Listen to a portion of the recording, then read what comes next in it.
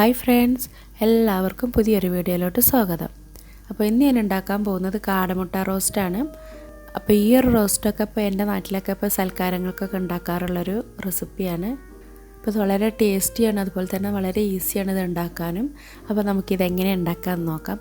അപ്പോൾ വീഡിയോയിലോട്ട് പോകുന്നതിന് മുമ്പ് ആദ്യമായിട്ട് ആരെങ്കിലും കാണുന്നുണ്ടെങ്കിൽ ഈ വീഡിയോക്ക് തൊട്ട് താഴെ കാണുന്ന അടുക്കള സബ്സ്ക്രൈബ് ബട്ടൺ ഒന്ന് ക്ലിക്ക് ചെയ്യുക. അപ്പോൾ തൊട്ടപ്പുറത്ത് വരുന്ന ബെൽ ബട്ടണും കൂടി ഒന്ന് ക്ലിക്ക് ചെയ്യുമ്പോൾ പുതിയതായിട്ട് വിടുന്ന വീഡിയോസ് നിങ്ങൾക്ക് പെട്ടെന്ന് കാണാൻ പറ്റും.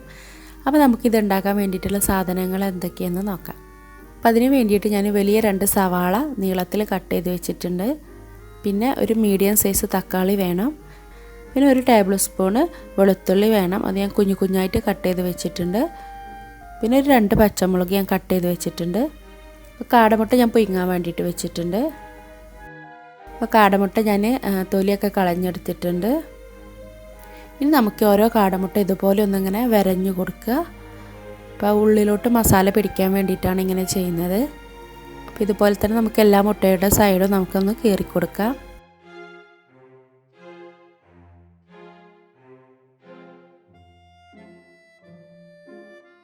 ഞാൻ എല്ലാ മുട്ടയും ഇതുപോലെ റെഡിയാക്കി എടുത്തിട്ടുണ്ട്. ഇനി നമുക്ക് ഇതിലോട്ട് കുറച്ച് പൊടികൾ ചേർത്ത് കൊടുക്കണം. ഒരു 1/4 ടീസ്പൂൺ മഞ്ഞൾപ്പൊടി ചേർത്ത് കൊടുക്കാം. പിന്നെ ഒരു 1/2 ടീസ്പൂണ് മുളക് പൊടി, പിന്നെ ഒരു പിഞ്ച് ഗരം മസാലപ്പൊടി, പിന്നെ ഒരു പിഞ്ച് ജീരകപ്പൊടി, വലിയ ജീരകം കേട്ടോ. പിന്നെ ആവശ്യത്തിന് ഉപ്പ് ചേർത്തിട്ട് നമുക്ക് നന്നായിട്ടൊന്ന് മിക്സ് ചെയ്തെടുക്കാം.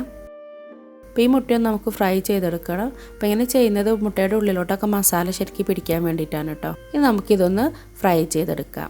അപ്പോൾ അതിന് വേണ്ടിയിട്ട് ഇപ്പോൾ ഒരു പാൻ അടുപ്പിൽ വെച്ചിട്ടുണ്ട്, നന്നായിട്ട് ചൂടായിട്ടുണ്ട്. ഇതിലോട്ട് ഞാൻ വെളിച്ചെണ്ണ ഒഴിച്ചു കൊടുക്കുകയാണ്.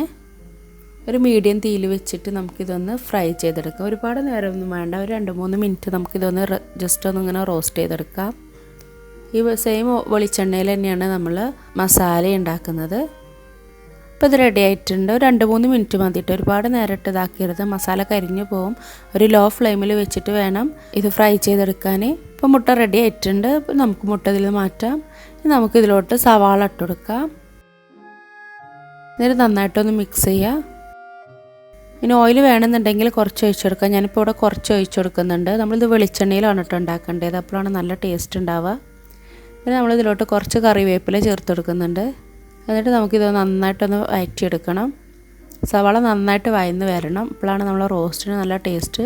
ഇനി നമ്മളിതിലോട്ട് നേരത്തെ എടുത്ത് വെച്ചിട്ടുള്ള വെളുത്തുള്ളിയും കൂടി ചേർത്ത് കൊടുക്കാം. ഒരു ടേബിൾ സ്പൂൺ വെളുത്തുള്ളി ഉണ്ട്, അത് നമുക്ക് ഇതിലോട്ട് ഇട്ട് കൊടുക്കാം. ചെറിയ കഷ്ണങ്ങളാക്കി കട്ട് ചെയ്തതാണിത്. എന്നിട്ടൊന്നും കൂടി ഒന്ന് മിക്സ് ചെയ്യാം.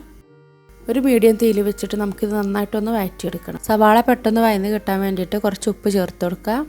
എന്നിട്ട് ഒന്നും കൂടി ഒന്ന് മിക്സ് ചെയ്യാം. അപ്പോൾ നമ്മുടെ സവാളയൊക്കെ നന്നായിട്ട് വഴന്ന് വന്നിട്ടുണ്ട്. ഇനി നമ്മളിതിലോട്ട് നമ്മൾ കട്ട് ചെയ്ത് വെച്ചിട്ടുള്ള തക്കാളി ചേർത്ത് കൊടുക്കാം. ഈ തക്കാളി ഇതിൽ കടന്നിട്ട് നന്നായിട്ടൊന്ന് വെന്ത് വരണം.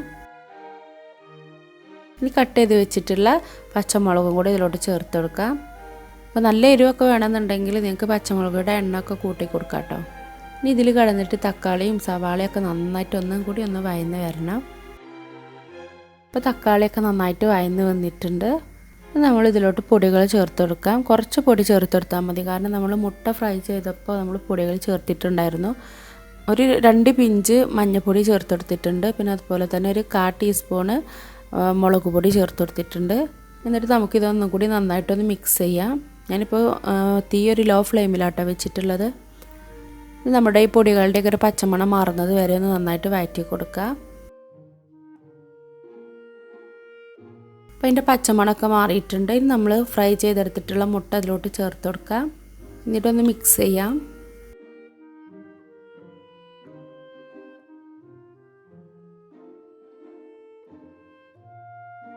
പിന്നെ ഒരു പച്ചമുളകും കൂടി ഞാൻ അതിലോട്ട് കട്ട് ചെയ്തിട്ട് ഇടുന്നുണ്ട്, ഒന്ന് ഒരു ഭംഗിക്ക് വേണ്ടിയിട്ടാണ് കേട്ടോ. പിന്നെ 2 കറിവേപ്പിലയും കൂടി ഇടാണ്.